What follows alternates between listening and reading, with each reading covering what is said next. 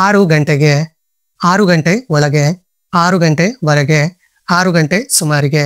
Time ವಿಚಾರ ಬಂದಾಗ ಕನ್ನಡದಲ್ಲಿ ನಾವು ಹೀಗೆ ಬೇರೆ ಬೇರೆ ರೀತಿಯಲ್ಲಿ ಹೇಳ್ತೀವಿ. ಅಂದ್ರೆ ನಾನು 6 ಗಂಟೆಗೆ ಬರ್ತೀನಿ, ನಾನು 6 ಗಂಟೆ ಒಳಗೆ ವಾಪಸ್ ಹೋಗ್ತೀನಿ, ನಾನು 6 ಗಂಟೆವರೆಗೂ ನಿನ್ ಜೊತೆ ಇರ್ತೀನಿ, ನಾನು 6 ಗಂಟೆ ಸುಮಾರಿಗೆ ನಿನ್ನನ್ನ ಭೇಟಿ ಮಾಡ್ತೀನಿ. ಈ ತರ ಡಿಫ್ರೆಂಟ್ ಆಗಿ ಹೇಳ್ತೀವಿ. ಇದನ್ನೇ ಇಂಗ್ಲಿಷ್ ಅಲ್ಲಿ ಹೇಳಿ ಅಂದಾಗ ಬಹಳಷ್ಟು ಜನಕ್ಕೆ ಕನ್ಫ್ಯೂಷನ್ ಕ್ರಿಯೇಟ್ ಆಗುತ್ತೆ. ಯಾಕೆ ಈ ಕನ್ಫ್ಯೂಷನ್ ಅಂದ್ರೆ ಇಂಗ್ಲಿಷ್ ಅಲ್ಲಿ ಈ ತರ ಬೇರೆ ಬೇರೆ ರೀತಿಯಲ್ಲಿ ಟೈಮ್ ಅನ್ನ ಮೆನ್ಷನ್ ಮಾಡ್ಬೇಕಾದಾಗ ಟೈಮ್ ಬಿಫೋರ್ ಪ್ರಿಪೋಸಿಷನ್ಸ್ ಅನ್ನ ಯೂಸ್ ಮಾಡ್ಬೇಕಾಗತ್ತೆ. ಸೊ ಯಾವ ಪ್ರಿಪೋಸಿಷನ್ ಎಲ್ಲಿ ಯೂಸ್ ಮಾಡಬೇಕು, ಹೇಗೆ ಯೂಸ್ ಮಾಡಬೇಕು ಅನ್ನೋದು ಬಹಳಷ್ಟು ಜನಕ್ಕೆ ಗೊತ್ತಿಲ್ಲದೆ ಇರೋದ್ರಿಂದಾನೇ ಈ ರೀತಿ ಟೈಮ್ ಅನ್ನ ಇಂಗ್ಲಿಷ್ ಅಲ್ಲಿ ಹೇಳೋದು ಬಹಳಷ್ಟು ಜನಕ್ಕೆ ಕಷ್ಟ ಅನ್ಸುತ್ತೆ. ಆದ್ರೆ ಇವತ್ತು ನಾನು ಈ ವಿಡಿಯೋದಲ್ಲಿ ನಿಮಗೆ ಟೈಮ್ ಬಿಫೋರ್ ಯಾವಾಗ ಎಲ್ಲಿ ಯಾವ ಪ್ರಿಪೋಸಿಷನ್ ಅನ್ನ ಯೂಸ್ ಮಾಡಬೇಕು ಅನ್ನೋದನ್ನ ಬಹಳ ಈಸಿಯಾಗಿ ಹೇಳ್ಕೊಡ್ತಾ ಇದ್ದೀನಿ. ಈ ವಿಡಿಯೋ ನೋಡಿದ್ಮೇಲೆ ನಿಮ್ಗೆ ಖಂಡಿತ ಪ್ರಿಪೋಸಿಷನ್ಸ್ ನ ಟೈಮ್ ಜೊತೆ ಯೂಸ್ ಮಾಡುವಾಗ ಇನ್ ಮುಂದೆ ಯಾವುದೇ ಕನ್ಫ್ಯೂಷನ್ ಆಗೋದಿಲ್ಲ. Hi everyone, welcome back to my YouTube channel English essentials. First one, at ಅನ್ನ ಟೈಮ್ ಜೊತೆ ಯಾವಾಗ ಯೂಸ್ ಮಾಡ್ತೀವಿ ಅಂದ್ರೆ when we are talking about the specific points of time, ನಿರ್ದಿಷ್ಟವಾದ ಸಮಯದ ಬಗ್ಗೆ ಮಾತನಾಡುವಾಗ ನಾವು ಅನ್ನ ಯೂಸ್ ಮಾಡ್ತೀವಿ. ಲೈಕ್ 6 o'clock, 8 o'clock ಅಂತ ಹೇಳುವಾಗ ಇದರ ಬಿಫೋರ್ ಅನ್ನ ಯೂಸ್ ಮಾಡ್ತೀವಿ. ಯಾಕೆಂದ್ರೆ ಇಲ್ಲಿ ನಾವು ನಿರ್ದಿಷ್ಟವಾದ ಸಮಯವನ್ನ ಹೇಳ್ತಾ ಇದ್ದೀವಿ. ಸ್ಪೆಸಿಫಿಕ್ ಪಾಯಿಂಟ್ ಆಫ್ ಟೈಮ್ ಅನ್ನ ಮೆನ್ಷನ್ ಮಾಡುವಾಗ ಅನ್ನ ಯೂಸ್ ಮಾಡ್ತೀವಿ. Like at 6 o'clock, at 8 o'clock. ಇದನ್ನೇ ಸೆಂಟೆನ್ಸ್ ಎಕ್ಸಾಂಪಲ್ಸ್ ಅಲ್ಲಿ ನೋಡಿದಾಗ the train arrives at 7 o'clock. The train arrives at 7 o'clock. So here at 7 o'clock ಅನ್ನೋದು ಸ್ಪೆಸಿಫಿಕ್ ಪಾಯಿಂಟ್ ಆಫ್ ಟೈಮ್ ಆಗಿದೆ. 7 ಗಂಟೆಗೆ ರೈಲ್ವೆ ಸ್ಟೇಷನ್ಗೆ ಬರುತ್ತೆ. ಸೊ ನಾನು ಎಕ್ಸಾಕ್ಟ್ ಟೈಮ್ ಅನ್ನ ಮೆನ್ಷನ್ ಮಾಡ್ತಾ ಇದ್ದೀನಿ. ಸೊ ಅನ್ನ ಯೂಸ್ ಮಾಡ್ಕೊಂಡಿದ್ದೀನಿ before the time. I usually wake up at 6:30 in the morning. ನಾನು ಪ್ರತಿದಿನ ಅಥವಾ ನಾನು ಸಾಮಾನ್ಯವಾಗಿ ಬೆಳಗ್ಗೆ 6:30ಕ್ಕೆ ಎದ್ದೇಳ್ತೀನಿ. So that is my habit, that is my habitual action. ನಾನು ಪ್ರತಿದಿನ ಬೆಳಗ್ಗೆ 6:30ಕ್ಕೆ ಎದ್ದೇಳ್ತೀನಿ. ಸೊ ಎಕ್ಸಾಕ್ಟ್ ಆಗಿ ಅದೇ ಟೈಮ್ಗೆ ನನಗೆ ಎಚ್ಚರ ಆಗುತ್ತೆ ಅಥವಾ ನಾನು ಎದ್ದೇಳ್ತೀನಿ. ಇದನ್ನೇ ಬೇಕಾದ್ರೆ ನೀವು I usually wake up at 6:30 AM ಅಂತ ಕೂಡ ಹೇಳಬಹುದು. AM ಅನ್ನ ಯೂಸ್ ಮಾಡಿದಾಗ ಇನ್ ದ ಮಾರ್ನಿಂಗ್ ಅಂತ ಮತ್ತೆ ಮೆನ್ಷನ್ ಮಾಡಬಾರ್ದು. ಅದೇ ತರ ಇನ್ ದ ಮಾರ್ನಿಂಗ್ ಅಂತ ಹೇಳಿದಾಗ AM ಅಂತ ಹೇಳುವಂತಹ ಅವಶ್ಯಕತೆ ಇರೋದಿಲ್ಲ. ಸೊ ಈ ಎರಡೂ ಎಕ್ಸಾಂಪಲ್ಸ್ ಅಲ್ಲಿ ನಾವು ಟೈಮ್ ಅನ್ನ ಯಾವ ರೀತಿ ನೋಡ್ತಾ ಇದೀವಿ ಅಂದ್ರೆ ಅದು ನಿರ್ದಿಷ್ಟವಾದ ಸಮಯ, specific point of time. So ಅನ್ನ ಯೂಸ್ ಮಾಡ್ಕೊಂಡಿದೀವಿ. ಟೈಮ್ ಬಿಫೋರ್ ಅನ್ನ ಯೂಸ್ ಮಾಡ್ಕೊಂಡಿದೀವಿ. ಒನ್ ಮೋರ್ ಎಕ್ಸಾಂಪಲ್ ಹೇಳೋದಾದ್ರೆ I will be there at 8 o'clock. By ಅನ್ನ ಟೈಮ್ ಜೊತೆ ಯಾವಾಗ ಯೂಸ್ ಮಾಡಬೇಕು? Before a certain time, not later than that time. ಒಂದು ನಿರ್ದಿಷ್ಟವಾದ ಸಮಯಕ್ಕಿಂತ ಮೊದಲು, ಆ ಸಮಯ ಆದ್ಮೇಲೆ ಅಲ್ಲ. ಅಂದ್ರೆ ಒಂದು ನಿರ್ದಿಷ್ಟ ಸಮಯದೊಳಗೆ ಆಕ್ಷನ್ ಅನ್ನ ಮುಗಿಸ್ಬೇಕಾಗಿರುತ್ತೆ, ಆ ಸಮಯದ ಒಳಗೆ. Like by 6 o'clock, by 8 o'clock. 6 ಗಂಟೆ ಒಳಗೆ, 8 ಗಂಟೆ ಒಳಗೆ. ಈ ರೀತಿ ಹೇಳುವಾಗ ನಾವು ಪ್ರಿಪೋಸಿಷನ್ ಬೈ ಅನ್ನ ಯೂಸ್ ಮಾಡ್ತೀವಿ. Examples: finish your homework by 6 o'clock. 6 ಗಂಟೆ ಒಳಗೆ ನಿನ್ನ ಹೋಮ್ ವರ್ಕ್ ಅನ್ನ ಮುಗಿಸು, not later than that time. ಆ ಸಮಯ ಆದ್ಮೇಲಲ್ಲ, ಆ ಸಮಯ ಆಗೋಕ್ಕಿಂತ ಮೊದಲೇ ನೀನು ಹೋಮ್ ವರ್ಕ್ ಅನ್ನ ಫಿನಿಶ್ ಮಾಡಬೇಕು. She will reach home by 8 o'clock. ಅವಳು 8 ಗಂಟೆ ಒಳಗೆ ಮನೆಯನ್ನ ತಲುಪುತ್ತಾಳೆ, not later than that time. 8 ಗಂಟೆ ಆದ್ಮೇಲೆ ಅವಳು ಬರೋದಿಲ್ಲ, 8 ಗಂಟೆ ಒಳಗೆ ಅವಳು ಮನೆಯನ್ನ ತಲುಪ್ತಾಳೆ. ಸೊ ಈ ರೀತಿ ಒಂದು ನಿರ್ದಿಷ್ಟ ಸಮಯಕ್ಕಿಂತ ಮೊದಲೇ, ಆ ಸಮಯದ ಒಳಗೆ ಅಂತ ಹೇಳುವಾಗ ನಾವು ಬೈ ಅನ್ನ ಯೂಸ್ ಮಾಡ್ಕೊಳ್ತೀವಿ. Next one, around. ಅರೌಂಡ್ ಅನ್ನ ಟೈಮ್ ಜೊತೆ ಯಾವಾಗ ಯೂಸ್ ಮಾಡ್ತೀವಿ ಅಂದ್ರೆ something happens little before or after that time, not exactly on it. ಒಂದು ನಿರ್ದಿಷ್ಟ ಸಮಯಕ್ಕಿಂತ ಸ್ವಲ್ಪ ಮೊದಲು ಅಥವಾ ನಂತರ, ಸ್ವಲ್ಪ ಹಿಂದೆ ಅಥವಾ ಸ್ವಲ್ಪ ಮುಂದೆ ಯಾವ್ದಾದ್ರು ಒಂದು ಕೆಲಸ ನಡೀತಿದೆ ಅಂತ ಹೇಳಬೇಕಾದಾಗ ನಾವು ಟೈಮ್ ಜೊತೆ ಅರೌಂಡ್ ಅನ್ನ ಯೂಸ್ ಮಾಡ್ತೀವಿ. ಎಕ್ಸಾಕ್ಟ್ ಟೈಮಲ್ಲಿ ಅಲ್ಲ, ಅದಕ್ಕಿಂತ ಸ್ವಲ್ಪ ಹಿಂದೆ ಅಥವಾ ಸ್ವಲ್ಪ ಮುಂದೆ ಆಗಿರಬಹುದು. For example, let's meet around 5 o'clock.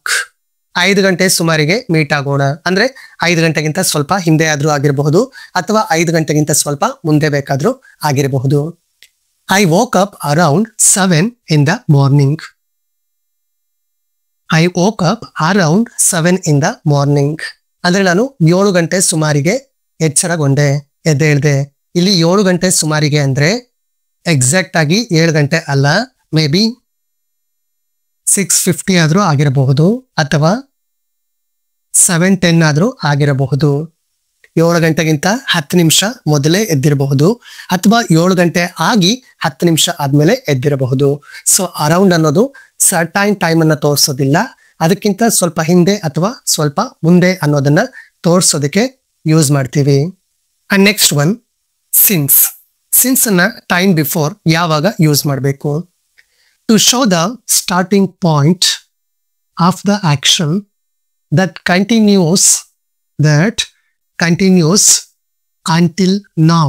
ನೀವು ಇದನ್ನ ಮೈಂಡ್ ಅಲ್ಲಿ ಇಟ್ಕೋಬೇಕು. ಒಂದು ಕೆಲಸ ಮುಂದುವರಿತಾ ಇದೆ, ಬಟ್ ಆ ಕೆಲಸ ಸ್ಟಾರ್ಟ್ ಆಗಿ ಬಹಳ ಹೊತ್ತು ಆಗಿದೆ. ಸೊ ಆಗ ನಾವು ಸ್ಟಾರ್ಟಿಂಗ್ ಪಾಯಿಂಟ್ ಅಂದ್ರೆ ಕೆಲಸ ಯಾವಾಗ ಪ್ರಾರಂಭ ಆಯ್ತು ಅಂತ ಟೈಮ್ ಅನ್ನ ಹೇಳ್ಬೇಕಾದ್ರೆ ಆ ಟೈಮ್ ಬಿಫೋರ್ ಸಿನ್ಸ್ ಅನ್ನ ಯೂಸ್ ಮಾಡ್ತೀವಿ. ಕೆಲಸ ಆಗ್ಲೇ ಸ್ಟಾರ್ಟ್ ಆಗಿದೆ ನಿರ್ದಿಷ್ಟ ಸಮಯದಲ್ಲಿ, ಆದ್ರೆ ಆ ಕೆಲಸ ಇನ್ನೂ ಮುಗುದಿಲ್ಲ, ಮುಂದುವರಿತಾ ಇದೆ ಅಂತ ಹೇಳುವಾಗ ಟೈಮ್ ಅನ್ನ ಮೆನ್ಷನ್ ಮಾಡಬೇಕಾದಾಗ ಅಲ್ಲಿ ಟೈಮ್ ಬಿಫೋರ್ ನಾವು ಸಿನ್ಸ್ ಅನ್ನ ಯೂಸ್ ಮಾಡಬೇಕಾಗುತ್ತೆ. Examples: I have been writing this since 9 o'clock. ನಾನಿದನ್ನ 9 ಗಂಟೆಯಿಂದ ಬರೀತಾ ಇದ್ದೀನಿ. 9 ಗಂಟೆಗೆ ನಾನು ಬರೆಯೋದನ್ನ ಸ್ಟಾರ್ಟ್ ಮಾಡಿದ್ದೀನಿ, ಬಟ್ ಆ ವರ್ಕ್ ಇನ್ನೂ ಕೂಡ ಪ್ರೋಗ್ರೆಸ್ ಅಲ್ಲಿ ಇದೆ, ಇನ್ನೂ ಆ ಕೆಲಸ ಮುಗಿದಿಲ್ಲ. So before time we used the preposition since. ಇಲ್ಲಿ ಸಿನ್ಸ್ ಅನ್ನ ಯೂಸ್ ಮಾಡಿದ್ದೀವಿ. I have been writing this since 9 o'clock. And second example: she has bean waiting since 5 o'clock. ಅವಳು 5 ಗಂಟೆ ಸಮಯದಿಂದ ಅಥವಾ 5 ಗಂಟೆಯಿಂದ ಕಾಯ್ತಾ ಇದ್ದಾಳೆ, ಯಾರಿಗೋಸ್ಕರನೋ ಕಾಯ್ತಾ ಇರ್ತಾಳೆ, ಬಟ್ ಅವಳ ಆಕ್ಷನ್ ಸ್ಟಾರ್ಟ್ ಆಗಿದ್ದೆ ಯಾವಾಗ? 5 o'clock. ಇನ್ನು ವೇಟ್ ಮಾಡ್ತಾ ಇದ್ದಾಳೆ, ಆ ಆಕ್ಷನ್ ಇನ್ನು ಕೂಡ ಪ್ರೋಗ್ರೆಸ್ ಅಲ್ಲಿ ಇದೆ. ಸೊ ಇಂಥ ಸಿಚುಯೇಷನ್ಸ್ ಅಲ್ಲಿ ನಾವು ಟೈಮ್ ಬಿಫೋರ್ ಸಿನ್ಸ್ ಅನ್ನ ಯೂಸ್ ಮಾಡ್ತೀವಿ. Next one till. ಟಿಲ್ ಅನ್ನ ಟೈಮ್ ಜೊತೆ ಯಾವಾಗ ಯೂಸ್ ಮಾಡ್ತೀವಿ ಅಂದ್ರೆ to show an action continues up to a certain time. ಒಂದು ಆಕ್ಷನ್ ನಿರ್ದಿಷ್ಟ ಸಮಯದವರೆಗೆ ಮುಂದುವರೆದಿತ್ತು ಅಥವಾ ಮುಂದುವರಿಯುತ್ತೆ ಅಂತ ಹೇಳುವಾಗ ನಾವು ಅಲ್ಲಿ ಟೈಮ್ ಬಿಫೋರ್ ಟಿಲ್ ಅನ್ನ ಯೂಸ್ ಮಾಡ್ತೀವಿ. Examples: I will wait till 6 o'clock. I will wait till 6 o'clock. ನಾನು ನಿನಗೋಸ್ಕರ ಅಥವಾ ಯಾವುದೋ ಒಂದು ವಿಚಾರದಲ್ಲಿ 6 ಗಂಟೆವರೆಗೆ ಕಾಯ್ತೀನಿ. ಅಂದ್ರೆ ನಾನಿಲ್ಲಿ ಏನ್ ಹೇಳ್ತಾ ಇದ್ದೀನಿ, ನನ್ನ ಆಕ್ಷನ್ ಎಲ್ಲಿವರೆಗೂ ಕಂಟಿನ್ಯೂ ಆಗುತ್ತೆ? ಟಿಲ್ 6 o'clock, 6 ಗಂಟೆವರೆಗೆ. ಅದಾದ್ಮೇಲೆ ನಾನು ಕಾಯೋದಿಲ್ಲ.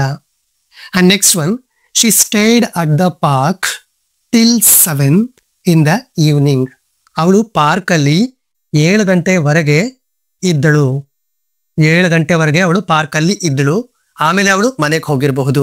ಆದ್ರೆ ಎಲ್ಲಿವರೆಗೂ ಆ ಆಕ್ಷನ್ ಕಂಟಿನ್ಯೂ ಆಗಿತ್ತು?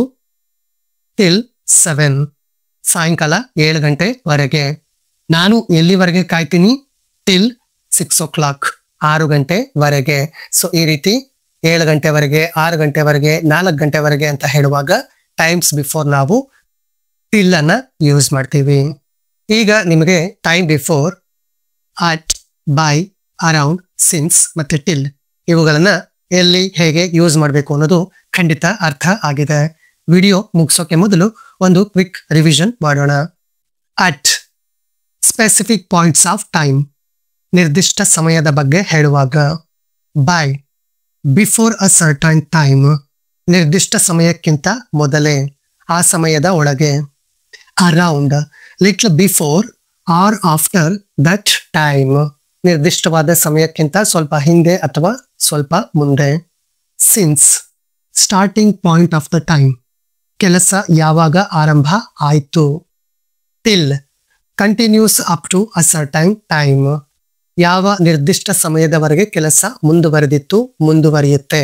ಸೊ ಇವುಗಳನ್ನ ನೆನಪಲ್ಲಿಟ್ಕೊಂಡು ಇನ್ ಮುಂದೆ ಟೈಮ್ ಜೊತೆ ಪ್ರೆಪೋಸಿಷನ್ಸ್ ನ ಯೂಸ್ ಮಾಡುವಾಗ ಕರೆಕ್ಟ್ ಆಗಿ ಯೂಸ್ ಮಾಡಿ.